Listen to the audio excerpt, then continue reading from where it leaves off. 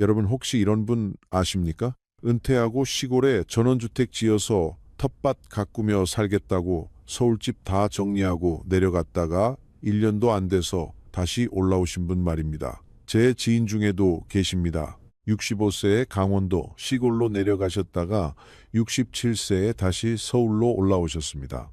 그분이 하시는 말씀이 지금도 귀에 생생합니다. 젊었을 때 생각하던 시골 생활은 환상이었어요. 현실은 완전히 달랐습니다. 나이 들어서 시골 산다는 건 정말 힘든 일이더군요. 오늘은 은퇴 후 서울을 떠났다가 다시 돌아온 60대, 70대 분들의 이야기를 해드리려고 합니다. 지금 시골 내려갈 계획 세우고 계신 분들 이 영상 끝까지 꼭 들어주십시오. 여러분의 결정에 큰 도움이 될 겁니다. 우리 세대는 평생 서울에서 살았습니다. 먼지 날리는 도시에서, 복잡한 지하철에서, 빽빽한 아파트에서 살았습니다. 아침마다 출근 전쟁, 저녁마다 퇴근 전쟁이었습니다. 그러면서 늘 생각했습니다. 은퇴하면 시골 가서 여유롭게 살아야지. 공기 좋은 데서 텃밭 가꾸고 산책하고 그렇게 살아야지. 이런 생각 한 번쯤은 다 해보셨을 겁니다. 텔레비전 프로그램도 그렇습니다. 요즘 예능 프로그램 보면 시골 생활이 얼마나 아름답게 나옵니까? 예쁜 전원주택에서 강아지 키우고, 텃밭에서 채소 키우고, 마당에서 바비큐 파티하고, 이웃들과 정 나누며 사는 모습이 나옵니다. 그걸 보면 저절로 부럽습니다. 나도 저렇게 살고 싶다. 복잡한 서울 생활 정리하고 저렇게 여유롭게 살면 얼마나 좋을까 이런 생각이 듭니다. 실제로 통계를 보면 놀랍습니다. 매년 수만 명이 도시를 떠나 농촌으로 이주합니다. 특히 50대 후반, 60대 초반 은퇴자들이 많습니다. 2024년 기준으로 1년에 약 3만 명 정도가 귀농, 귀촌을 한답니다. 그런데 여기서 중요한 통계가 하나 더 있습니다. 이 중에서 30% 이상이 3년 안에 다시 도시로 돌아온답니다. 10명 중 3명은 시골 생활을 포기하고 다시 올라온다는 뜻입니다. 더 놀라운 건 5년 후 통계입니다. 5년이 지나면 절반 이상이 도시로 돌아온답니다. 왜 그럴까요? 시골 생활이 뭐가 그렇게 힘들길래 다시 서울로 올라올까요? 제가 직접 만나본 분들의 이야기를 들려드리겠습니다.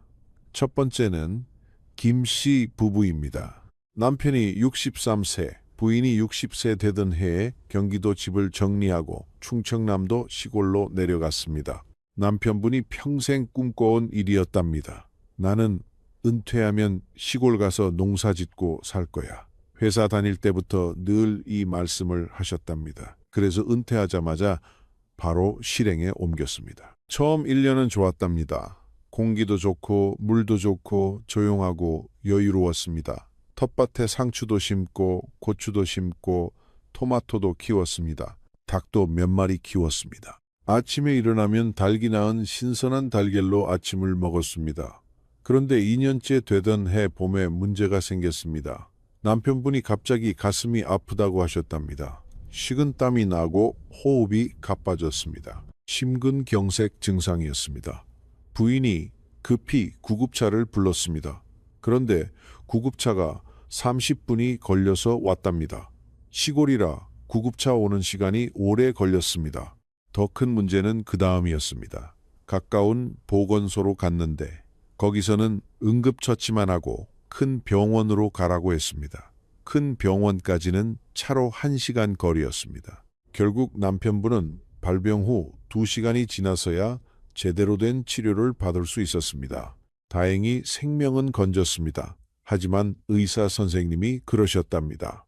조금만 늦었으면 큰일 날 뻔했습니다. 심근경색은 골든 타임이 중요합니다.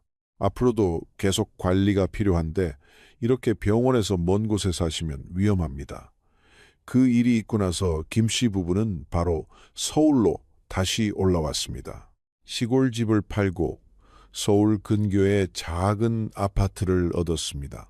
지금은 집에서 도보 10분 거리에 대학 병원이 있는 곳에서 삽니다. 남편분이 이렇게 말씀하셨습니다. 건강할 때는 시골이 좋습니다.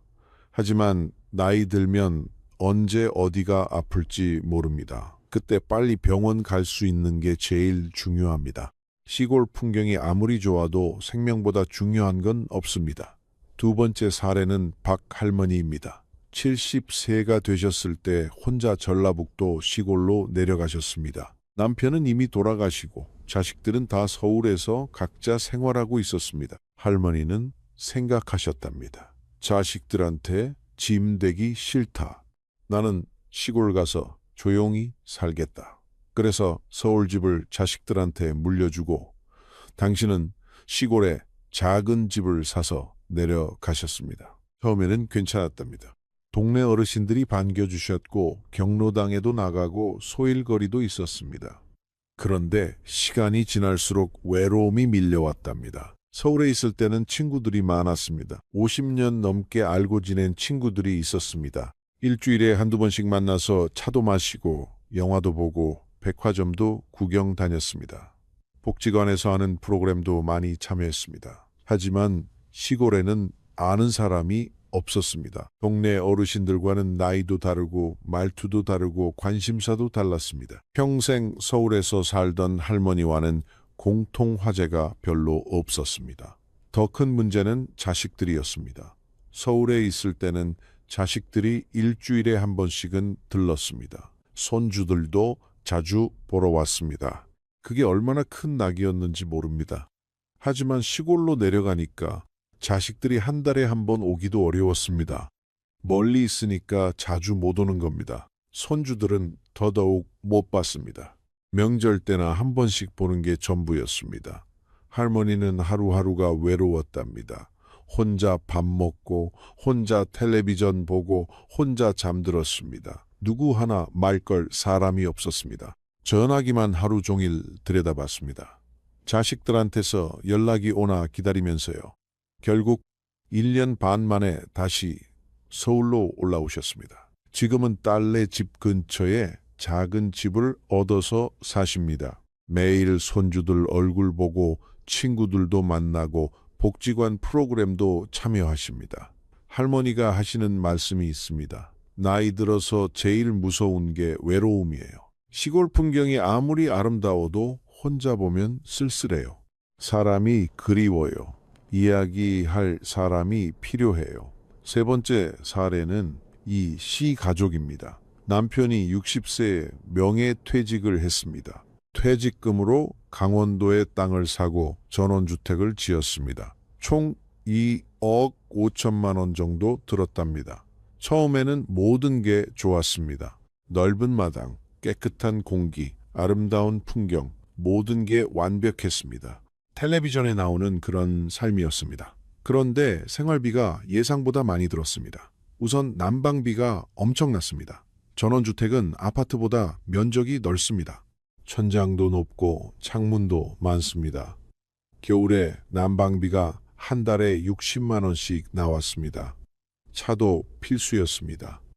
시골에는 대중교통이 별로 없습니다. 마트 가려면 차로 20분, 병원 가려면 30분, 차가 없으면 아무 데도 못 갑니다. 그래서 차 2대를 유지했습니다. 기름값, 보험료, 세금, 정비 비용이 만만치 않았습니다. 집 관리비도 많이 들었습니다. 병원 관리, 보일러 수리, 지붕 보수, 뭐 하나 고장 나면 수리비가 수십만 원씩 나갔습니다. 아파트는 관리사무소에서 다 해주는데 전원주택은 다 본인이 알아서 해야 합니다. 식료품비도 더 들었습니다. 시골에서 살면 직접 농사지어서 먹으니까 식비가 안 들겠지? 이렇게 생각하시는 분들 많은데 현실은 다릅니다. 농사는 생각보다 어렵습니다. 전문 농사꾼도 아닌데 취미로 조금 키우는 건 가능해도 먹을 만큼 키우기는 어렵습니다. 결국 대부분 마트에서 사 먹게 됩니다. 그런데 시골 마트는 물가가 더 비쌉니다. 경쟁이 없으니까 가격이 높습니다. 게다가 멀리 있으니까 자주 못 갑니다. 한 번 갈 때 많이 사오는데 식료품이 상해서 버리는 것도 많았습니다. 문화생활비도 만만치 않았습니다. 영화 보러 가려면 차로 1시간, 맛집 가려면 또 1시간, 기름값이 계속 들었습니다.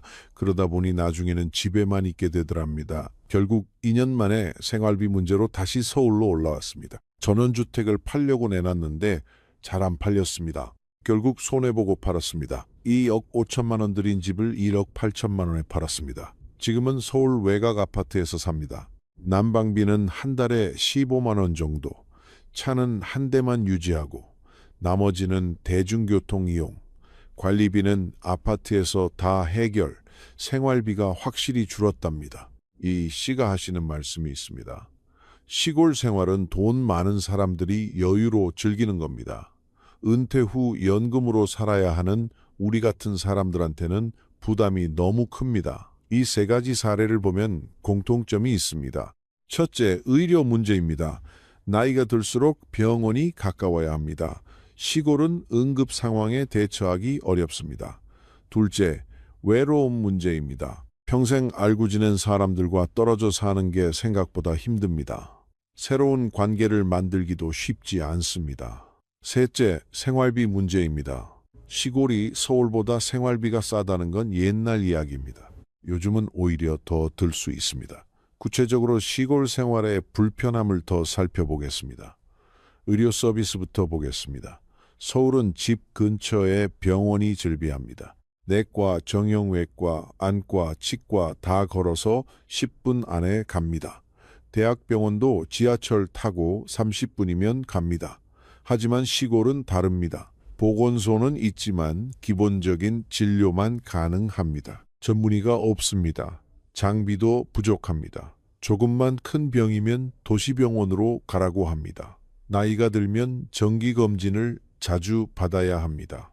혈압약, 당뇨약, 관절약, 매일 먹어야 하는 약들이 생깁니다. 한 달에 한 번은 병원에 가서 처방받아야 합니다. 서울에서는 버스 타고 10분이면 병원 갑니다. 하지만 시골에서는 차 끌고 30분, 1시간씩 가야 합니다. 운전할 수 있을 때는 그나마 괜찮습니다. 하지만 70대 후반, 80대가 되면 어떻습니까? 운전이 힘들어집니다. 그럼 누가 데려다 줘야 합니다. 자식들이 멀리 살면 누가 데려다 줍니까? 택시를 부르면 요금이 만만치 않습니다. 왕복에 5만 원, 6만 원씩 나갑니다. 교통 문제도 심각합니다. 서울은 대중교통이 잘 되어 있습니다. 버스, 지하철이 사방팔방 다닙니다. 경로 우대로 무료입니다. 어디든 마음대로 갈 수 있습니다. 하지만 시골은 버스가 하루에 몇 번 없습니다. 마을버스가 아침 7시, 낮 12시, 저녁 5시 이렇게 3번만 운행하는 곳도 많습니다. 시간 못 맞추면 꼼짝없이 갇혀 있어야 합니다. 그래서 차가 필수입니다. 하지만 나이 들어서 운전하는 게 쉽지 않습니다. 시력도 나빠지고 반응 속도도 느려집니다. 특히 밤에 운전하기 무섭습니다. 시골길은 가로등도 별로 없습니다. 생활 인프라도 부족합니다. 서울은 집 앞에 편의점, 마트, 은행, 우체국 다 있습니다. 걸어서 몇 분이면 다 해결됩니다. 하지만 시골은 다릅니다. 편의점까지 차로 10분, 마트까지 20분, 은행까지 30분 이렇습니다. 택배도 집 앞까지 안아주는 곳이 많습니다. 마을 입구에 놔두고 가면 직접 가져와야 합니다. 인터넷도 느립니다. 요즘은 노인분들도 스마트폰 많이 쓰시지 않습니까? 유튜브도 보고 카카오톡도 하고 인터넷 뱅킹도 합니다. 그런데 시골은 인터넷 속도가 느린 곳이 많습니다. 인간관계도 생각보다 어렵습니다. 텔레비전에서는 시골 사람들이 다 정 많고 친절하게 나옵니다. 하지만 현실은 좀 다릅니다.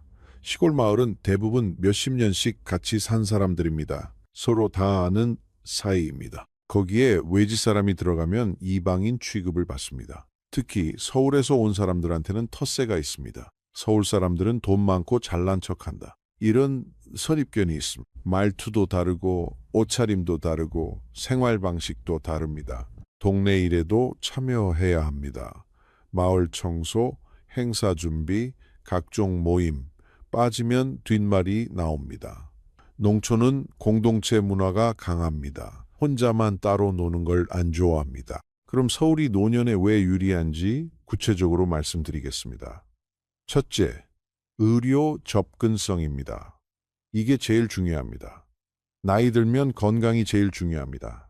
서울은 세계적인 의료기관들이 모여 있습니다. 서울대병원, 삼성병원, 아산병원, 세브란스병원 다 서울에 있습니다. 최고의 의료진, 최신 장비 다 서울에 있습니다. 암 같은 큰 병에 걸려도 최고 수준의 치료를 받을 수 있습니다. 게다가 집에서 가깝습니다. 응급 상황에 빨리 대처할 수 있습니다. 구급차도 빨리 옵니다. 서울 소방서는 평균 5분 안에 도착합니다. 둘째, 문화생활입니다. 나이 들어서도 즐길 게 있어야 합니다.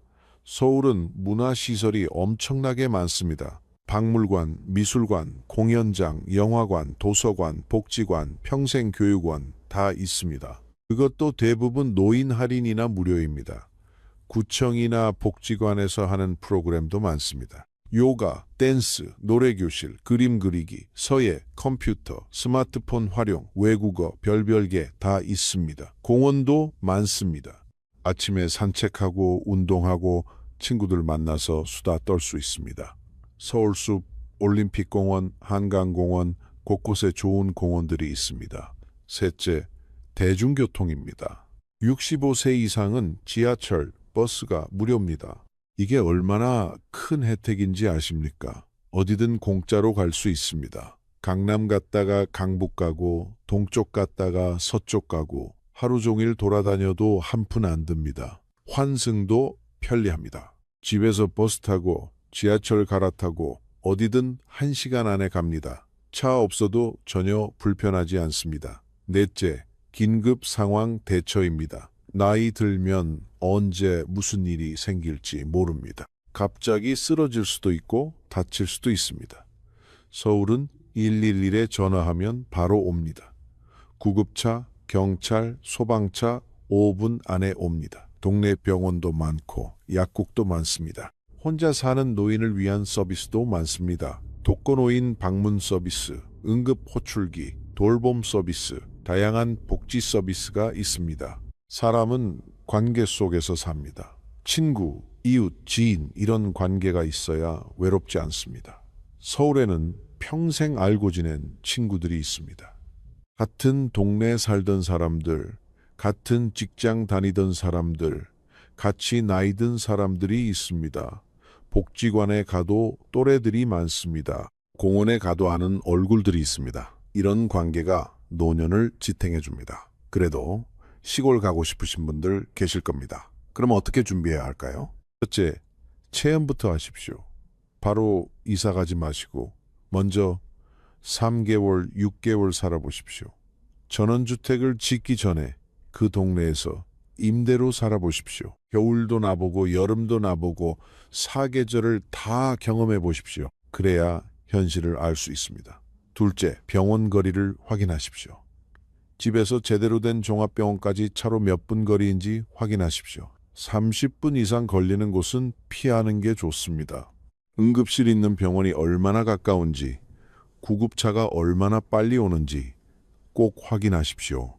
셋째, 생활비를 계산하십시오. 난방비, 교통비, 식비, 관리비 다 꼼꼼히 따져보십시오. 서울에서 살 때보다 얼마나 더 들지 덜 들지 정확히 계산하십시오. 시골이니까 당연히 싸겠지. 이렇게 막연하게 생각하지 마십시오. 실제로 살아본 사람들한테 물어보십시오. 넷째, 교통수단을 확보하십시오. 운전할 수 있을 때는 괜찮습니다. 하지만 10년, 20년 후를 생각하십시오. 80세에도 운전할 수 있습니까? 대중교통은 어떻습니까? 버스가 하루에 몇 번 옵니까? 택시는 잘 잡힙니까? 이런 것들을 다 확인하십시오. 다섯째, 문화시설을 확인하십시오. 복지관은 있습니까? 도서관은 있습니까? 평생 교육 프로그램은 있습니까? 하루 종일 집에만 있으면 우울해집니다. 나가서 사람들 만나고 무언가 배우고 즐길 수 있는 곳이 있어야 합니다.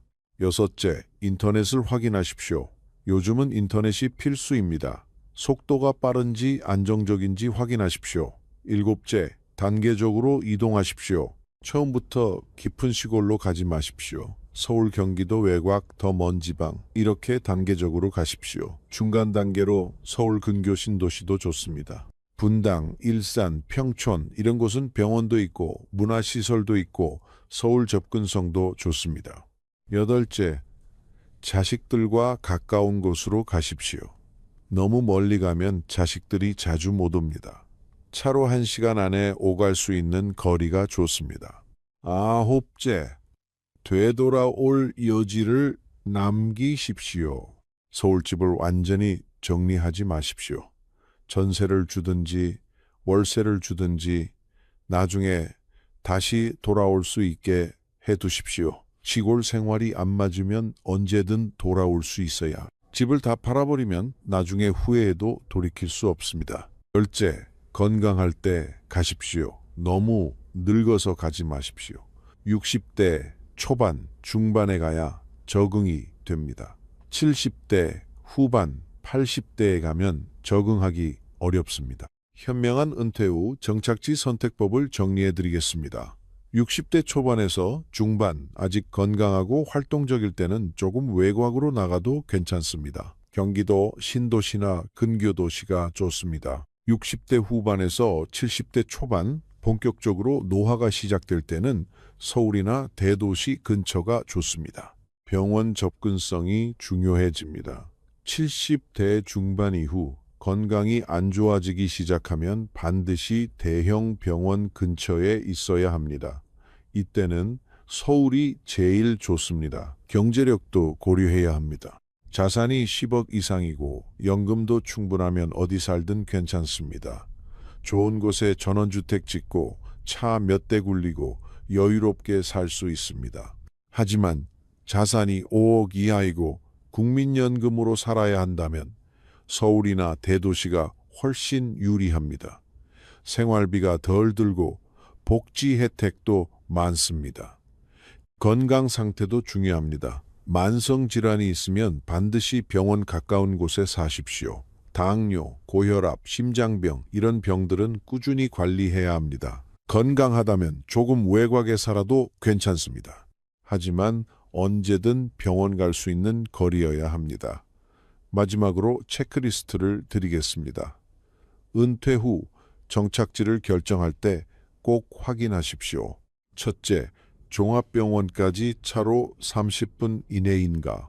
둘째, 응급실까지 20분 이내인가? 셋째, 대중교통이 하루 10회 이상 있는가? 넷째, 생활비가 현재보다 많이 늘지 않는가? 다섯째, 문화시설과 복지시설이 있는가? 여섯째, 인터넷 속도가 충분한가? 일곱째, 자식들이 자주 방문할 수 있는 거리인가? 여덟째, 아는 사람이나 친구를 만들 수 있는 환경인가? 아홉째, 되돌아올 수 있는 여지가 있는가? 열째, 나이 들었을 때도 계속 살 수 있는 환경인가? 이 10가지를 꼭 확인하시고 결정하십시오. 여러분, 오늘 긴 이야기 들어주셔서 감사합니다. 시골 생활이 나쁘다는 게 아닙니다. 다만 신중하게 결정하시라는 겁니다. 텔레비전에 나오는 것처럼 아름답고 여유로운 시골 생활은 일부입니다. 현실은 생각보다 힘들 수 있습니다. 특히 나이 들어서는 더욱 그렇습니다. 서울이 복잡하고 시끄럽고 답답한 건 맞습니다. 하지만 노년을 보내기에는 서울이 훨씬 유리합니다. 의료, 교통, 문화, 복지 모든 면에서 서울이 앞섭니다. 정시골 생활을 하고 싶으시면 충분히 준비하십시오. 체험도 해보시고 계획도 세우시고 여지도 남겨두십시오. 급하게 결정하지 마십시오. 무엇보다 건강하십시오. 건강해야 어디서든 행복하게 살 수 있습니다. 건강검진 꼭 받으시고 운동 꾸준히 하시고 즐겁게 사십시오. 다음 영상에서는 서울에서 살기 좋은 노인 친화적인 동네들을 소개해드리겠습니다. 병원도 가깝고 공원도 있고 복지시설도 좋은 동네들 말입니다. 오늘도 건강하시고 행복하세요. 감사합니다. 여러분, 76 세박 할머니의 통장을 보여드리겠습니다. 잔액이 얼마일까요? 47만 원입니다. 이 할머니는 10년 전만 해도 3억이 넘는 돈을 갖고 계셨습니다. 그런데 지금은 47만 원밖에 없습니다. 10년 만에 3억이 증발했습니다. 어디에 쓴 걸까요? 사기를 당한 걸까요? 주식으로 날린 걸까요? 아닙니다. 이 할머니는 손주들한테 다 쓰셨습니다. 우리 손주들 좋은 거 해주고 싶어서 하시다가 본인 노후 자금을 다 날리셨습니다. 지금 이 할머니는 기초생활 수급자로 살고 계십니다. 국가에서 주는 최소한의 생활비로 근근히 버티십니다. 손주들은 어떻게 됐을까요? 잘 크고 있습니다. 하지만 할머니가 가난하다는 사실조차 모릅니다. 오늘은 노후에 파산하는 할머니, 할아버지들의 공통된 습관 3가지를 말씀드리겠습니다. 혹시 여러분도 이런 습관이 있으신가요? 그렇다면 지금 당장 멈추셔야 합니다. 안 그러면 박 할머니처럼 될 수 있습니다. 우리나라 65세 이상 노인의 상대적 빈곤율이 얼마나 될까요? 경제협력개발기구 국가 중에서 1위입니다. 무려 40%가 넘습니다. 10명 중 4명이 가난하게 산다는 뜻입니다. 더 충격적인 건 이 중 상당수가 과거에는 부유했다는 겁니다. 젊었을 때 열심히 일해서 돈도 모으고 집도 사고 잘 살았던 분들입니다. 그런데 노년이 되니까 가난해졌습니다. 왜 그럴까요? 노후 준비를 안 해서? 아닙니다. 준비는 했습니다. 그런데 그 돈을 다 써버린 겁니다. 어디에? 대부분 자식들과 손주들한테입니다. 제가 지난 6개월간 노인 복지관과 경로당을 다니면서 많은 어르신들을 만났습니다. 경제적으로 어려움을 겪고 계신 분들께 여쭤봤습니다. 어떻게 이렇게 되셨습니까? 놀랍게도 대부분 비슷한 패턴이 있었습니다. 3가지 습관이 공통적으로 나타났습니다. 이 3가지만 피했어도 노후 파산을 막을 수 있었을 텐데 안타깝게도 다들 똑같이 하셨습니다. 그럼 첫 번째 습관부터 말씀드리겠습니다. 바로 손주 용돈 중독입니다. 74세 최 할머니의 이야기입니다. 이 할머니는 손주가 5명입니다. 큰아들 자녀 둘, 작은아들 자녀 둘, 딸 자녀 1명, 총 5명입니다. 할머니는 손주들이 너무 예쁩니다. 눈에 넣어도 안 아플 것 같습니다. 그래서 손주들 만날 때마다 용돈을 주십니다. 1명당 10만 원씩 줍니다. 5명이니까 한 번에 50만 원입니다.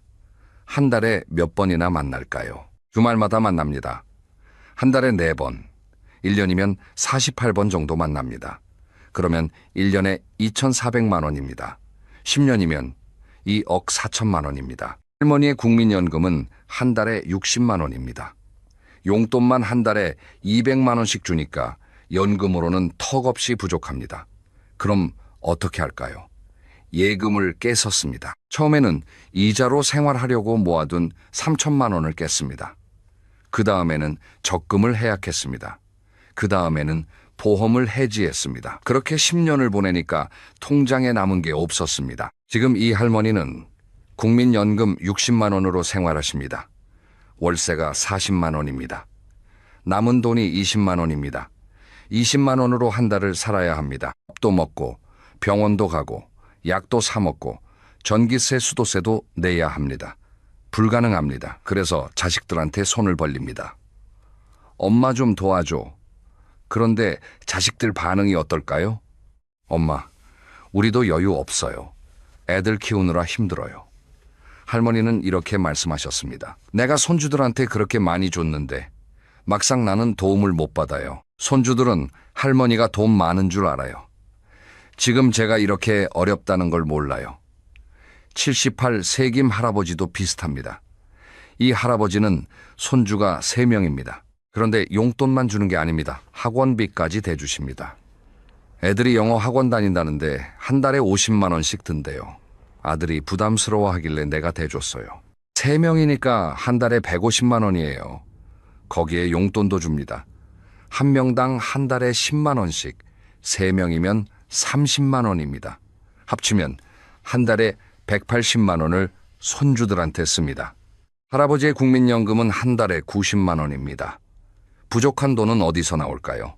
역시 예금을 깠습니다. 5년 전에 6천만 원이 있었는데 지금은 1,000만 원밖에 안 남았습니다. 1년에 1,000만 원 넘게 손주들한테 쓴 것 같아요. 5년이면 5천만 원이에요. 제 노후 자금이 다 손주들한테 간 거죠. 그런데 이제 와서 그만 주겠다고 할 수가 없어요. 애들이 실망할까 봐. 더 심각한 경우도 있습니다. 72세 되신 이 할머니는 손주 결혼 자금까지 대주셨습니다. 큰 손주가 결혼한다는데 집값이 너무 비싸대요. 전세 자금이 5억이래요. 아들이 3억 준비했는데 2억이 부족하대요. 그래서 제가 2억을 줬어요. 재전 재산이 3억이었어요. 2억을 주고 나니까 1억밖에 안 남았어요. 지금 생각하면 너무 많이 준 것 같아요. 1억으로 어떻게 노후를 살아요? 할머니는 지금 후회하십니다. 손주가 예뻐서 준 건데 이제 제가 어려우니까 서운해요. 손주는 잘 살고 있는데 할머니는 쪼들려요. 차라리 절반만 줄 걸 그랬어요. 왜 이렇게 많이 줄까요? 왜 거절하지 못할까요? 첫째, 사랑입니다. 손주가 너무 예쁩니다. 우리 손주들 좋은 것만 해주고 싶습니다. 돈이 있으면 다 주고 싶습니다. 둘째, 죄책감입니다. 내가 자식들한테 못 해준 게 많아. 손주들한테라도 잘해줘야지. 이런 생각을 합니다. 셋째, 체면입니다. 다른 할머니들도 다 주는데 나만 안 주면 쪼잔해 보여. 이런 걱정을 합니다. 넷째, 외로움입니다. 용돈을 주면 손주들이 찾아옵니다. 할머니 집에 놀러 옵니다. 그게 좋아서 계속 줍니다. 다섯째, 거절 못하는 성격입니다. 할머니, 용돈 주세요 하면 안 돼 하지 못합니다. 예쁜 손주가 졸으면 다 줍니다. 하지만 이건 독입니다. 당장은 기분이 좋지만 나중에는 파산으로 이어집니다. 적정선을 지켜야 합니다. 전문가들은 이렇게 권고합니다. 손주 용돈은 한 달 수입의 10% 이내로 하라고 합니다. 국민연금이 100만 원이면 손주들한테 최대 10만 원까지만 쓰라는 겁니다. 그리고 학원비 등록금, 결혼 자금 같은 큰 돈은 절대 대주지 말라고 합니다. 그건 부모가 해결할 문제입니다. 조부모가 나설 일이 아닙니다. 두 번째 습관은 자식비 떠안기입니다. 77 세박 할머니의 이야기입니다. 이 할머니는 아들이 둘입니다. 큰아들이 사업을 했습니다. 처음에는 잘 됐습니다. 돈도 잘 벌고 직원도 10명 넘게 뒀습니다. 그런데 코로나 때 어려워졌습니다. 매출이 뚝 떨어졌습니다. 그래도 버텼습니다. 대출을 받아서 버텼습니다. 그런데 결국 못 버텼습니다. 회사가 망했습니다. 빚이 1억 5천만 원 남았습니다. 아들이 할머니한테 왔습니다. 엄마 나 좀 도와줘. 이 빚만 갚으면 다시 시작할 수 있어. 제발 도와줘. 할머니 마음이 어떻겠습니까? 내 아들이 무릎 꿇고 빕니다. 눈물을 흘립니다. 엄마가 아니면 나 어떡해. 이번 한 번만 도와줘. 할머니는 집을 팔았습니다. 서울 외곽에 있던 작은 아파트였는데 1억 8천만 원에 팔렸습니다. 그 돈으로 아들 빚을 갚아줬습니다. 아들은 약속했습니다. 엄마, 1년 안에 다 갚을게. 내가 다시 일해서 꼭 갚을게. 하지만 3년이 지난 지금까지 한 푼도 못 갚았습니다. 할머니는 지금 월세 오피스텔에서 혼자 삽니다. 월세가 50만 원입니다. 국민연금이 70만 원인데 월세 내고 나면 20만 원밖에 안 남습니다. 제가 바보였어요. 아들 말만 믿고 집까지 팔았어요. 그 집이 제 노후 보장이었는데 지금 아들은 저한테 미안해하지만 갚을 능력이 없어요. 저는 이제 어떻게 살아요? 73 세정 할아버지도 비슷합니다. 딸이 이혼을 했습니다. 위자료를 3천만 원 줘야 한다고 합니다. 딸이 돈이 없습니다. 할아버지한테 도움을 청합니다. 아빠 나 좀 도와줘. 위자료 못 주면 내가 재산 압류당해. 아이들도 있는데 어떡해. 아빠가 도와줘. 할아버지는 평생 모은 적금을 해약했습니다. 3천만 원을 딸한테 줬습니다. 나중에 갚아라 했지만 역시 못 받고 있습니다. 딸이 혼자 애들 키우느라 힘들어요. 돈 갚으라고 할 수가 없어요. 그냥 준 거나 마찬가지예요. 3천만 원이면 제3년 치생활비인데 더 심각한 경우는 보증입니다. 78 세한 할머니는 아들 사업 자금 대출 보증을 섰습니다. 아들이 그러더라고요. 엄마 형식상 보증만 서줘. 내가 꼬박꼬박 갚을 거니까 엄마한테 피해 안 가. 그래서 믿고 보증을 섰어요. 그런데 아들 사업이 망했습니다. 대출금을 못 갚았습니다. 채권자들이 할머니한테 왔습니다. 보증인이니까 당신이 갚으세요. 빚이 8천만 원이었습니다. 할머니는 집을 팔아서 갚았습니다. 지금은 아들네 집 작은 방에서 눈치 보며 삽니다. 보증은 절대 서면 안 돼요. 자식이라도 안 돼요. 제가 평생 모은 집을 하루아침에 날렸어요. 이제 제 집이 없어요. 자식 눈치 보며 사는 게 이렇게 서러운 줄 몰랐어요. 왜 자식 빚을 떠안을까요? 첫째, 자식 사랑입니다. 내 자식이 어려우면 도와주고 싶습니다. 부모니까요. 둘째, 죄책감입니다. 내가 자식을 제대로 못 키워서 이렇게 됐나 하는 생각에 책임감을 느낍니다. 셋째, 체면입니다. 우리 자식이 빚쟁이 소리 들으면 어떻게 이런 걱정을 합니다. 넷째, 협박입니다. 어떤 자식들은 엄마가 안 도와주면 나 죽을 거야 이렇게 협박합니다. 하지만 명심하십시오. 자식의 빚은 자식 책임입니다. 부모가 대신 갚아줄 의무가 없습니다. 도와주고 싶어도 한계가 있습니다. 본인 노후 자금까지 털어서 도와주면 안 됩니다. 전문가들은 이렇게 말합니다. 자식을 돕되 본인 노후 자금은 절대 건드리지 말라고요. 여유 자금이 있으면 도와주되 집을 팔거나 예금을 다 털어서 주면 안 된다고요. 그리고 빚 보증은 절대 서지 말라고 합니다. 자식이라도 안 된다고 합니다. 보증은 곧 빚입니다. 세 번째 습관은 과시성 지출입니다. 75 세송 할머니의 이야기입니다. 이 할머니는 친구들 만날 때마다 밥값을 냅니다. 커피값도 냅니다. 택시비도 냅니다. 친구들이랑 한 달에 4번 정도 만나요. 밥 먹고 차 마시고 노래방도 가고요. 그럴 때마다 제가 계산해요. 한 번에 20만 원 정도 써요. 한 달에 80만 원이에요. 왜 매번 할머니가 낼까요? 제가 좀 형편이 나은 편이거든요. 친구들은 다들 어려워요. 그래서 제가 내는 거예요. 안 그러면 못 만나잖아요. 그런데 실제로는 할머니도 여유가 없습니다. 국민연금이 100만 원입니다. 친구들한테 80만 원 쓰면 20만 원밖에 안 남습니다. 생활비가 부족합니다. 그럼 어떻게 할까요? 역시 예금을 깰리다. 7년 동안 5천만 원을 썼습니다. 친구들과의 모임에 1년에 700만 원 정도 쓴 겁니다. 지금 생각하면 후회돼요. 친구들이 고마워하지도 않아요. 당연하게 생각해요. 송 언니가 낸다고 생각해요. 제가 어렵다는 걸 몰라요. 79세윤 할머니는 다릅니다. 이 할머니는 명품을 좋아하십니다. 가방, 신발, 옷 다 명품으로 사십니다. 나이 들어서도 멋있게 입고 싶어요.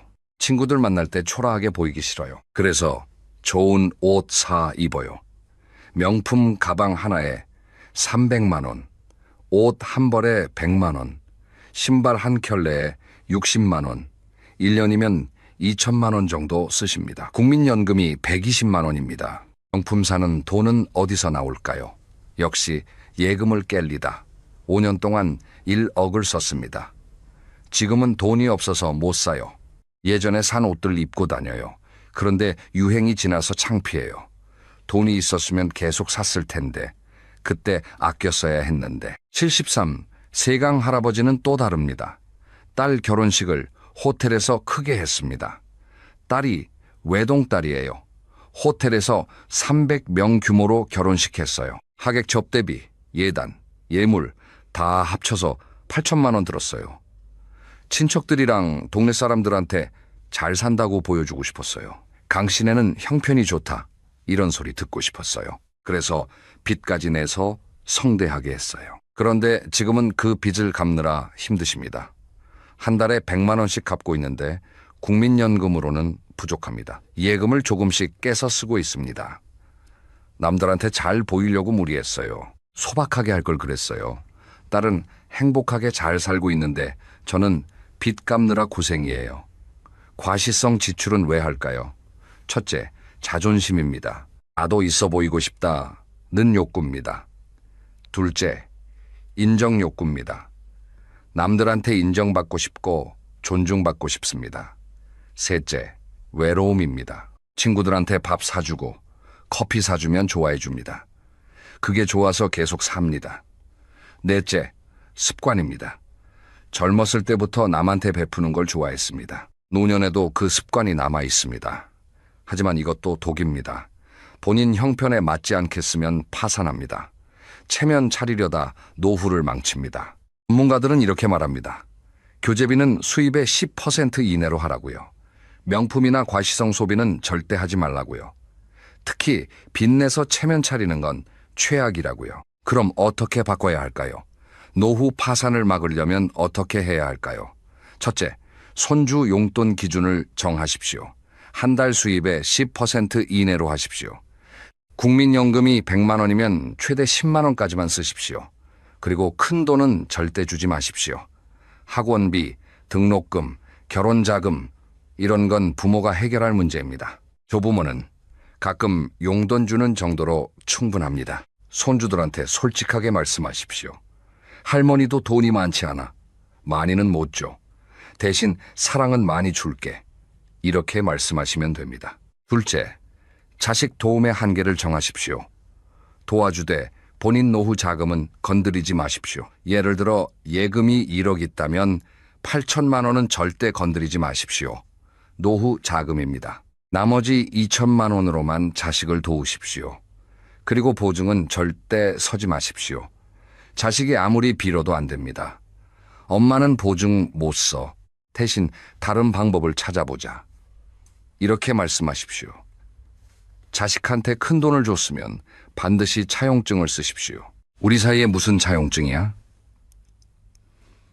하지 마시고 확실하게 써두십시오.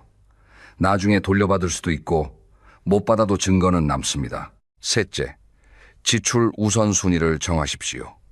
1순위는 본인 생활비입니다. 밥값, 집세, 의료비, 이게 제일 중요합니다. 2순위는 비상자금입니다. 갑자기 아프거나 큰일 생겼을 때 쓸 돈입니다.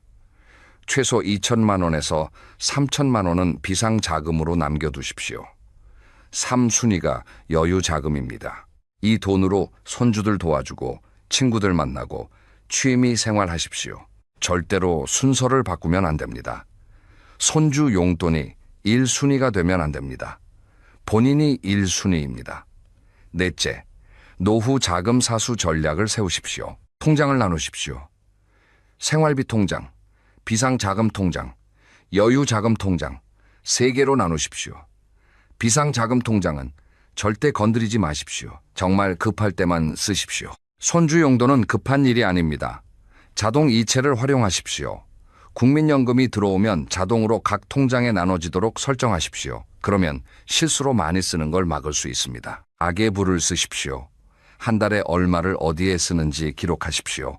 그러면 불필요한 지출이 보입니다. 이제 실전 팁을 드리겠습니다. 손주들한테 용돈 거절하는 법입니다. 손주가 할머니 용돈 주세요 하면 이렇게 말씀하십시오. 할머니가 요즘 돈이 없어. 대신 맛있는 거 해줄게. 아니면 다음에 줄게. 지금은 없어. 처음에는 손주가 실망할 수 있습니다. 하지만 괜찮습니다. 금방 익숙해집니다. 그리고 진짜 사랑은 돈이 아닙니다. 같이 시간 보내주는 게 더 소중합니다. 자식들한테도 분명히 말씀하십시오.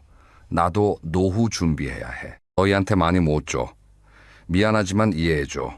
자식이 진짜 효자 효녀라면 이해합니다. 오히려 엄마 아빠 노후 준비 잘하세요. 우리는 우리가 알아서 해요. 이렇게 말할 겁니다.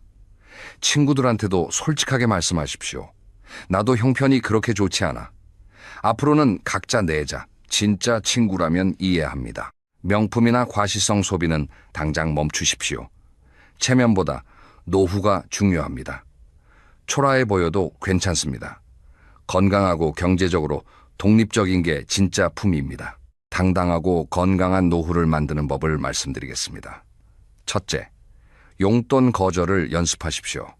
처음에는 어색하고 미안합니다. 하지만 계속하면 익숙해집니다. 안 돼, 못해, 없어 이 말을 할 수 있어야 합니다. 둘째, 자식과의 경계선을 분명히 하십시오. 나는 나대로 살 거야. 너희는 너희대로 살아라. 서로 의지하지 말자. 독립적으로 살자. 이게 건강한 관계입니다. 자식이 부모한테 의지하고 부모가 자식한테 의지하면 관계가 틀어집니다. 셋째, 본인 삶을 사십시오. 자식 위주로 살지 마시고 본인 위주로 사십시오. 하고 싶은 것 하시고 가고 싶은 데 가시고 즐기십시오. 손주 용돈 주느라 본인은 아무것도 못하면 안 됩니다. 손주들은 잘 클 겁니다. 할머니가 용돈 안 줘도 됩니다. 넷째, 경제적 독립을 유지하십시오. 자식한테 손 벌리지 마십시오. 본인 돈으로 본인이 사십시오. 그래야 당당합니다. 경제적으로 독립적인 부모를 자식들은 더 존중합니다. 우리 부모님은 연세가 드셔도 스스로 사신다. 이렇게 생각합니다. 다섯째, 노후 자금 관리를 철저히 하십시오. 통장 잔액을 정기적으로 확인하십시오. 한 달에 한 번은 가계부를 정리하십시오. 돈이 줄어들고 있으면 즉시 지출을 줄이십시오. 나중에 줄여야지 하지 마시고 당장 줄이십시오. 여섯째, 비상자금을 반드시 확보하십시오. 최소 2천만 원은 비상용으로 남겨두십시오. 이 돈은 절대 건드리지 마십시오. 이 돈이 있으면 마음이 편합니다. 갑자기 아파도 괜찮아. 병원비 있어. 이런 안도감이 생깁니다. 일곱째, 건강 관리를 철저히 하십시오. 건강해야 의료비가 적게 듭니다. 아프면 돈이 엄청나게 듭니다. 규칙적으로 운동하시고 정기 검진 받으시고 건강하게 사십시오. 건강이 곧 돈입니다. 여덟째, 주택연금을 알아보십시오. 집이 있으면 주택연금을 받을 수 있습니다. 매달 일정 금액을 받으면서 그 집에서 계속 살 수 있습니다. 이렇게 하면 노후 수입이 늘어납니다. 손주 용돈 줄 여유도 생기고 본인 생활도 여유로워집니다. 아홉째, 정부 지원을 알아보십시오. 기초연금, 노인 일자리, 복지 서비스 여러 가지가 있습니다. 본인이 받을 수 있는 게 있는지 확인하십시오. 동사무소나 복지관에 가면 상담해 줍니다. 부끄러워하지 마시고 물어보십시오. 받을 수 있는 건 받으십시오. 열째, 친구를 만드십시오. 경제력으로 친구를 유지하지 마시고 진심으로 사귀십시오. 밥값 내주는 친구보다 진심으로 대화 나눌 친구가 필요합니다. 복지관이나 경로당에 가면 좋은 친구들 많이 만날 수 있습니다. 취미 활동도 하고 봉사 활동도 하면서 자연스럽게 친구가 생깁니다. 여러분, 오늘 이야기가 무겁고 불편하셨을 겁니다. 나도 지금 이렇게 하고 있는데 하는 생각이 드셨을 겁니다. 하지만 오늘부터 바꾸면 됩니다. 아직 늦지 않았습니다. 세 가지만 기억하십시오. 첫째, 손주 용돈은 수입의 10% 이내로 하십시오. 큰 돈은 절대 주지 마십시오. 둘째, 자식 빚은 떠안지 마십시오. 본인 노후 자금은 절대 건드리지 마십시오. 셋째, 과시성 지출을 멈추십시오. 체면보다 노후가 중요합니다. 이 세 가지만 지켜도 노후 파산을 막을 수 있습니다. 당당하고 건강한 노년을 보낼 수 있습니다. 사랑은 돈이 아닙니다. 손주들한테 많이 주는 게 사랑이 아닙니다. 건강하게 오래 살아주시는 게 진짜 사랑입니다. 자식들도 마찬가지입니다. 재산 물려주는 게 사랑이 아닙니다. 스스로 노후를 책임지시는 게 자식들한테 짐 안 되는 겁니다. 경제적으로 독립적이고 건강하고 당당한 어르신이 되십시오. 그게 진짜 멋진 노년입니다. 다음 영상에서는 노후 자금 지키는 구체적인 실전 팁을 알려드리겠습니다. 통장관리법, 가계부 작성법, 지출 줄이는 법 구체적으로 말씀드리겠습니다. 오늘도 건강하시고 당당하시고 행복하십시오. 감사합니다. 젊었을 때는 몰랐습니다. 돈 없이 늙는 게 이렇게 무서운 줄. 76세 박 씨의 말입니다. 박 씨는 지금 하루 한 끼를 겨우 먹으며 살고 있습니다. 아침과 점심은 거르고 저녁에 무료급 식소에서 받은 빵 한 개로 하루를 버팁니다. 돈만 있었으면 이렇게까지 안 됐을 텐데 노후에 돈이 없다는 건 지옥이 따로 없어요. 73세 김 씨의 말입니다. 김 씨는 작년 겨울 월세를 못 내서 쫓겨났습니다. 지금은 고시원에서 삽니다. 3평도 안 되는 방, 창문도 없는 방에서 혼자 죽음을 기다리고 있습니다. 차라리 죽고 싶어요. 근데 죽을 용기도 없어요. 75세 이 씨의 말입니다. 이 씨는 암 진단을 받았지만 치료를 포기했습니다. 치료비가 없어서입니다. 지금은 진통제만 먹으며 통증을 참고 있습니다. 여러분, 안녕하세요. 오늘은 정말 무겁고 고통스러운 이야기를 하려고 합니다. 바로 돈 없는 노후의 현실입니다. 통계를 보면 충격적입니다. 우리나라 65세 이상 노인의 빈곤율이 약 40%입니다. 10명 중 4명이 빈곤선 아래에서 살고 있습니다. 경제협력개발기구 국가 중 1위입니다. 그런데 더 무서운 건 이게 남의 일이 아니라는 겁니다. 지금 준비하지 않으면 10년 후, 20년 후 당신도 이렇게 될 수 있습니다. 오늘 이 영상에서는 돈 없는 노후의 7가지 지옥을 적나라하게 보여드리겠습니다. 불편하실 수 있습니다. 무서울 수도 있습니다. 하지만 반드시 봐야 합니다. 이게 현실이니까요. 자, 그럼 첫 번째 지옥부터 시작하겠습니다. 첫 번째 지옥, 끼니를 걱정하는 날들입니다. 배고픔. 이게 가장 원초적인 고통입니다. 젊었을 때는 상상도 못했습니다. 대한민국에서 21세기에 굶주릴 거라고는. 하지만 현실입니다. 돈이 없으면 밥을 못 먹습니다. 당연한 이야기지만 실제로 겪어보기 전에는 그 고통을 모릅니다. 76 세박 씨는 이틀에 한 번 먹습니다. 매일 먹을 돈이 없어서입니다. 국민연금 50만 원으로 한 달을 살아야 하는데 월세 25만 원 내고 나면 남는 게 25만 원. 하루 8천 원입니다. 하루 8천 원으로는 세 끼를 못 먹어요. 그래서 이틀에 한 번 먹어요. 그러면 하루 식비가 4천 원. 이틀에 한 번 라면이나 빵을 사 먹는 거죠. 이틀에 한 번 먹는 삶. 상상이 되십니까? 오늘 먹으면 내일은 굶고, 모레 먹으면 글피는 굶고. 배가 고파서 잠을 못 잡니다. 속이 쓰려서 물로 배를 채웁니다. 더 심한 경우도 있습니다. 일주일에 두세 번만 먹는 노인들. 이분들은 주로 무료급 식소에 의존합니다. 서울 어느 동네 무료급 식소. 매일 점심시간이 되면 노인들이 줄을 섭니다. 100명, 200명. 1시간 전부터 와서 기다립니다. 늦으면 못 먹으니까요. 78 세 최 씨도 그중 한 명입니다. 일주일에 3일 여기 와서 밥을 얻어먹어요. 나머지 나흘은 그냥 물만 마시거나 경로당 가서 얻어먹거나. 무료급 식소 밥이 맛있을까요? 아닙니다. 식은 밥에 국 한 그릇, 김치 조금. 그게 전부입니다. 하지만 감사합니다. 그거라도 있으니까요. 젊었을 때는 맛있는 거 찾아다니며 먹었어요. 근데 이제는 먹을 수만 있으면 감사해요. 밥이 있다는 것만으로도 감사한 거예요. 더 비참한 건 쓰레기통을 뒤지는 노인들입니다. 믿기 힘들겠지만 현실입니다. 편의점 뒤 쓰레기통, 마트 뒤 쓰레기통. 유통기한 지난 도시락이나 빵을 찾습니다.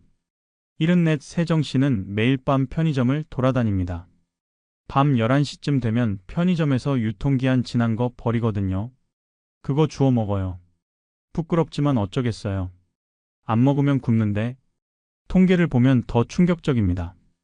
65세 이상 노인 중 약 15%가 경제적 이유로 식사를 거른 적이 있다고 답했습니다. 그리고 약 5%는 일주일에 여러 번 굶는다고 합니다. 영양실조로 쓰러지는 노인들도 많습니다.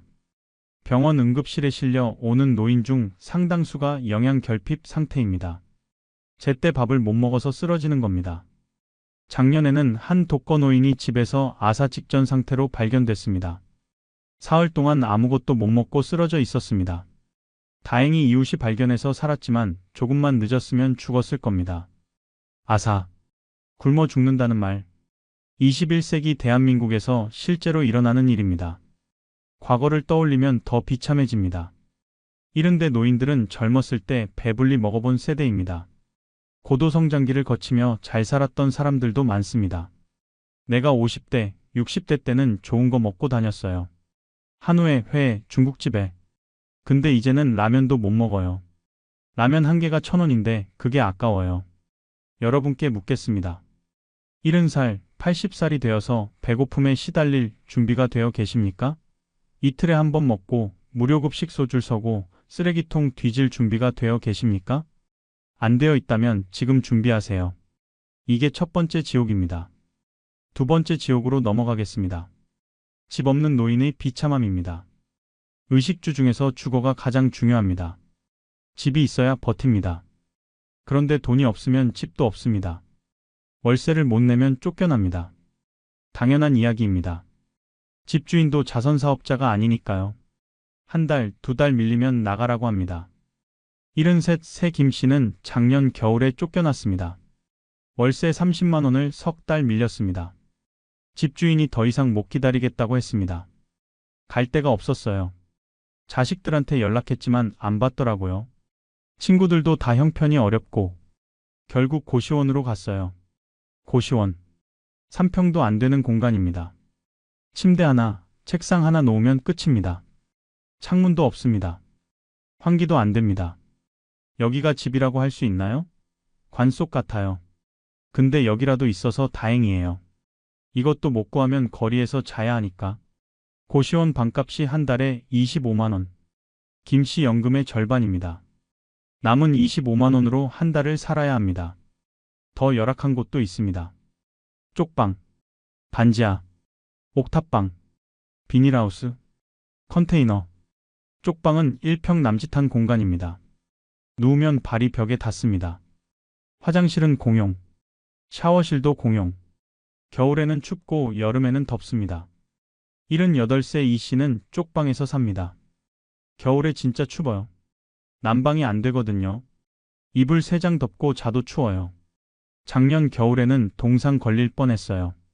실제로 겨울마다 쪽방에서 얼어 죽는 노인들이 있습니다.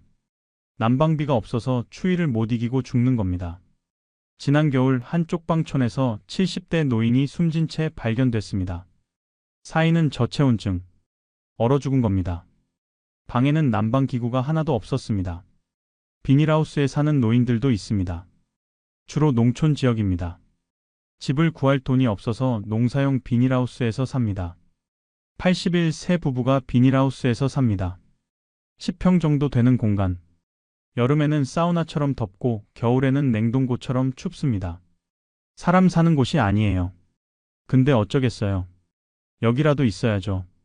갈 데가 없는데. 통계를 보면 65세 이상 노인 중 약 10%가 주거 빈곤 상태입니다.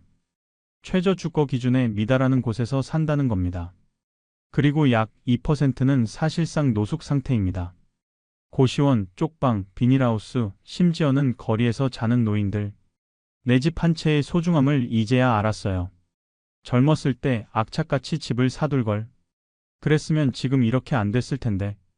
김 씨의 후회입니다. 하지만 이미 늦었습니다. 집이 없으면 모든 게 불안합니다. 언제 쫓겨날지 모릅니다. 집주인 눈치를 봐야 합니다. 집세 올린다고 하면 어쩔 수 없이 나가야 합니다. 그리고 주거 환경이 열악하면 건강도 나빠집니다. 곰팡이, 습기, 추위, 더위. 이런 환경에서 살다 보면 병이 생깁니다. 이게 두 번째 지옥입니다. 집 없는 노인의 비참함. 쪽방, 고시원, 비닐하우스를 전전하다 결국 거리로 내몰리는 현실. 세 번째 지옥으로 넘어가겠습니다. 병들어도 치료 못하는 공포입니다. 가난한 노인에게 병원은 그림의 떡입니다. 아파도 못 갑니다. 돈이 없으니까요. 이른이 세박 씨는 작년에 암 진단을 받았습니다. 위암. 초기였습니다. 수술하면 완치 가능한 상태였습니다. 하지만 박 씨는 치료를 포기했습니다. 수술비가 1,000만 원이래요. 그 돈이 어디 있어요. 저축은 진작에 바닥났고 빌릴 데도 없고. 의사 선생님이 만류했습니다. 지금 수술 안 하면 나중에 더 큰일 납니다. 하지만 박 씨는 고개를 저었습니다. 돈이 없는데 어떻게 해요. 그 후 1년. 박 씨의 암은 3기로 진행됐습니다. 이제는 수술도 어렵습니다. 항암 치료를 해야 하는데 그 비용은 수천만 원입니다. 치료 포기한 거 후회해요. 근데 그때는 정말 돈이 없었어요. 어쩔 수 없었어요. 박 씨는 지금 진통제만 먹으며 통증을 참고 있습니다. 이런 경우가 한둘이 아닙니다. 돈이 없어서 치료를 포기하는 노인들, 초기에 잡을 수 있는 병을 키우는 노인들, 응급 상황도 마찬가지입니다. 갑자기 쓰러져도 구급차를 못 부릅니다. 응급실 가면 돈이 나오니까요. 75세 김 씨는 작년에 가슴 통증으로 쓰러졌습니다. 심근경색 의심 증상이었습니다. 하지만 김 씨는 119를 안 불렀습니다. 응급실 가면 몇십만 원 나온다고 하잖아요. 그 돈이 없어서 참았어요.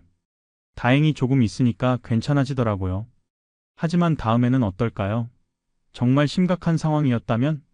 그때도 참을 수 있을까요? 통계를 보면 빈곤층 노인 중 약 40%가 경제적 이유로 병원을 못 간 적이 있다고 답했습니다. 그리고 15%는 응급 상황에서도 비용 때문에 망설였다고 합니다. 더 무서운 건 만성질환입니다. 고혈압, 당뇨, 관절염. 이런 병은 평생 관리해야 합니다. 약을 먹어야 하고 정기적으로 병원에 가야 합니다. 하지만 돈이 없으면 약도 제대로 못 먹습니다. 한 달 약값이 5만 원, 10만 원씩 나옵니다. 가난한 노인에게는 엄청난 부담입니다. 그래서 약을 반으로 쪼개 먹거나 격일로 먹거나 아예 안 먹습니다. 당연히 병은 악화됩니다. 78세 이 씨는 당뇨가 있습니다. 의사는 매일 약을 먹으라고 했지만 이 씨는 이틀에 한 번만 먹습니다. 약값이 한 달에 8만 원이에요. 그걸 어떻게 내요? 그래서 이틀에 한 번만 먹어요. 결과는 작년에 당뇨 합병증으로 다리를 절단했습니다. 제때 치료했으면 안 잘랐을 다리. 약값 아끼다가 다리를 잃은 겁니다. 약값 몇만 원 아끼려다가 다리를 잃었어요. 바보 같죠? 근데 그때는 정말 그 돈도 없었어요. 건강보험이 있어도 소용없습니다. 비급여 항목이 너무 많습니다. 특히 노인들에게 필요한 치료들이 비급여인 경우가 많습니다. 인공관절 수술, 백내장 수술, 임플란트. 이런 것들은 건강보험 적용이 제한적입니다. 본인 부담금이 수백만 원씩 나옵니다. 무릎이 너무 아파서 인공관절 수술을 해야 한대요. 근데 500만 원이래요. 그 돈이 어디 있어요? 그냥 참고 살아요. 이게 세 번째 지옥입니다. 병들어도 치료 못하는 공포. 돈 없어서 병을 키우고 결국 죽음을 맞이하는 현실. 네 번째 지옥으로 넘어가겠습니다. 존엄성 상실과 무시당함입니다. 가난한 노인은 사람 취급을 못 받습니다. 이게 가장 가슴 아픈 부분입니다. 배고픔, 추위는 참을 수 있습니다. 하지만 존엄성을 잃는 건 정말 고통스럽습니다. 74세 박 씨는 작년에 복지관에 갔습니다. 무료 급식을 받으러 갔는데 직원이 코를 막으며 말했습니다. 할아버지, 냄새 좀 어떻게 안 되세요? 박 씨는 부끄러웠습니다. 목욕탕 갈 돈이 없어서 한 달 넘게 씻지 못했습니다. 냄새가 났을 겁니다. 하지만 그렇게 대놓고 말하니 자존심이 상했습니다. 거지 취급당한 기분이었어요. 사람이 아니라 쓰레기 취급하는 것 같았어요. 병원에서도 차별을 받습니다. 옷차림이 남루하고 돈이 없어 보이면 의사나 간호사들의 태도가 달라집니다. 옷 좀 제대로 입고 오세요. 여기 무료 진료소 아니에요. 이런 말을 듣습니다. 직접적으로 말하지 않아도 눈빛으로, 표정으로 무시합니다. 식당에서도 마찬가지입니다. 옷이 낡고 냄새가 나면 입장을 거부당합니다. 76세 김 씨는 식당 앞에서 쫓겨난 적이 있습니다. 할아버지, 여기 고급 식당이에요. 다른 데 가세요. 사장이 손사래를 쳤습니다. 나도 돈 내고 먹으려고 한 건데. 거지도 아니고. 그냥 옷이 좀 낡았다고 쫓아내다니. 사람이 이렇게 무시당하는구나 싶었어요. 자녀들도 외면합니다. 가난한 부모는 자랑이 아니라 부끄러움입니다. 친구들에게 소개하기 창피하고 모임에 데려가기 민망합니다. 손주가 학교에서 우리 할아버지라고 자랑하는 거 들었어요. 다른 친구 할아버지 이야기였어요. 우리 손주는 나를 부끄러워해요. 친구들한테 소개도 안 해요. 명절에도 못 갑니다. 자녀들이 오지 말라고 합니다. 대놓고는 아니지만 눈치를 줍니다. 아버지, 올해는 그냥 집에서 쉬세요. 저희가 나중에 찾아뵐게요. 하지만 나중에는 오지 않습니다.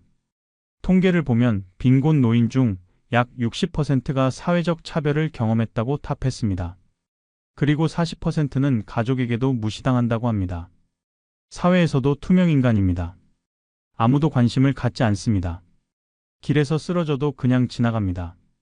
저 노인 술 먹었나 보다. 저런 사람은 원래 저래 하며 외면합니다.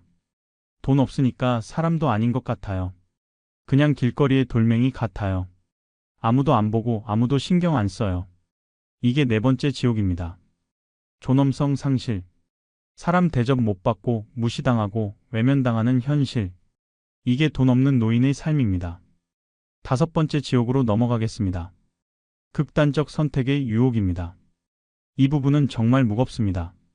하지만 현실이니까 말씀드려야 합니다. 우리나라 노인 자살률이 경제협력개발기구 국가 중 1위입니다.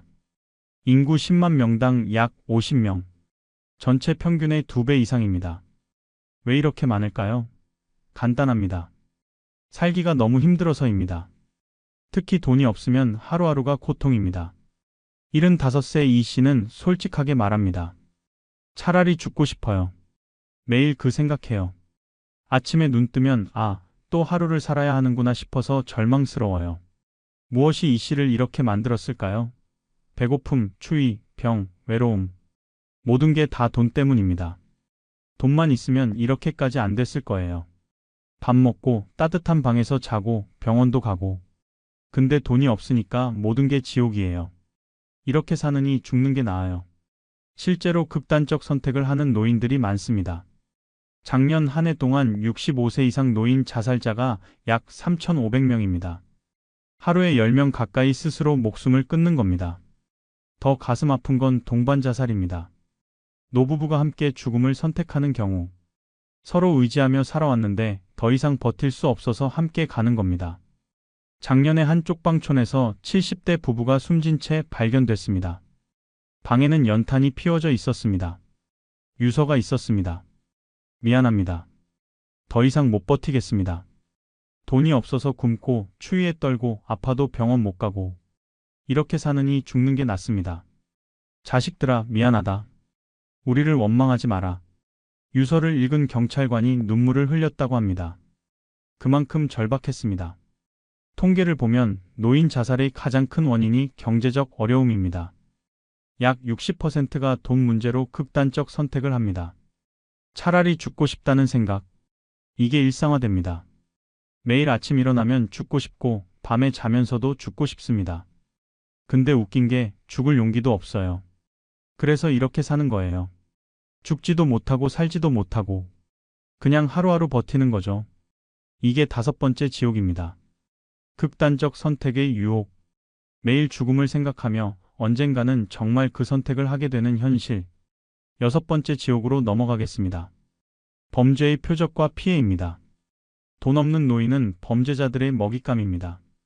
보호받지 못하고 대응할 힘도 없으니까요. 보이스피싱, 사기, 절도. 노인들은 이런 범죄의 주요 타깃입니다. 73 세박 씨는 작년에 보이스피싱 사기를 당했습니다. 전 재산 300만 원을 다 잃었습니다. 경찰이라고 전화가 왔어요. 통장이 범죄에 연루됐으니 돈을 옮겨야 한다고. 겁이 나서 그냥 했어요. 나중에 보니 사기였더라고요. 300만 원. 박 씨에게는 평생 모은 돈이었습니다. 그 돈으로 몇 년은 버틸 수 있었는데 한순간에 다 날아갔습니다. 경찰에 신고했지만 소용없었어요. 돈은 안 돌아온대요. 그냥 포기하라고 하더라고요.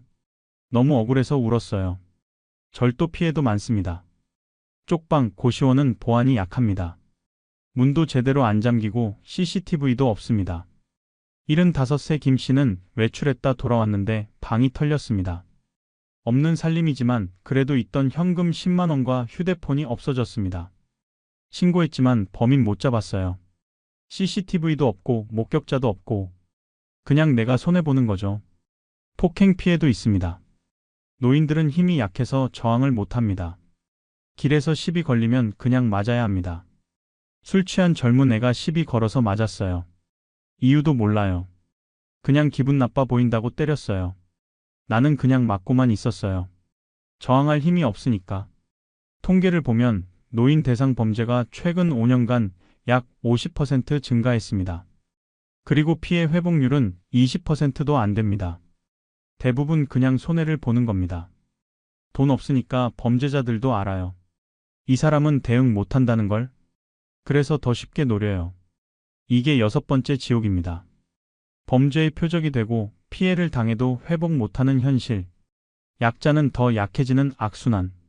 7번째 지옥으로 넘어가겠습니다. 미래 없는 절망의 나날입니다. 가장 무서운 건 희망이 없다는 겁니다. 내일이 오늘보다 나아질 가능성이 전혀 없습니다. 저축은 바닥났습니다. 연금은 부족합니다. 일할 수도 없습니다. 자녀들은 도와주지 않습니다. 그럼 어떻게 해야 할까요? 답이 없습니다. 78세 이 씨는 말합니다. 앞으로 10년을 어떻게 버티나. 생각만 해도 막막해요. 돈은 계속 줄어드는데 물가는 계속 오르고 정말 답이 없어요. 오늘이 힘들면 내일은 더 힘듭니다. 오늘 먹을 게 없으면 내일은 더 없습니다. 오늘 춥다면 내일은 더 춥습니다. 모든 게 나빠지기만 합니다. 젊었을 때를 후회해요. 그때 조금만 더 준비했으면, 조금만 더 아껴뒀으면. 근데 이미 늦었어요. 돌이킬 수 없어요. 매일 똑같은 하루의 반복입니다. 아침에 일어나서 통장 잔고 확인하고 오늘은 얼마나 쓸 수 있나 계산하고 최소한으로 먹고 무료한 시간을 보내고 잠들고 내일도 똑같고 모레도 똑같습니다. 이게 인생인가 싶어요. 그냥 죽지 않기 위해 사는 거. 삶이 아니라 생존이에요. 통계를 보면 빈곤 노인의 우울증 비율이 약 50%입니다. 절반이 우울증을 앓고 있습니다. 그리고 무기력증, 불안장애도 높습니다. 다시 태어나도 이렇게 살고 싶지 않아요. 절대로. 돈 없이 늙는 건 진짜 지옥이에요. 이게 7번째 지옥입니다. 미래 없는 절망. 희망 없는 하루하루. 그저 죽음을 기다리며 사는 삶. 자, 여기까지가 돈 없는 노후의 7가지 지옥입니다. 배고픔, 집 없음, 병, 무시, 자살 충동, 범죄 피해, 절망. 이게 과장일까요? 아닙니다. 현실입니다. 지금 이 순간에도 수백만 명의 노인들이 이런 지옥 속에서 살고 있습니다.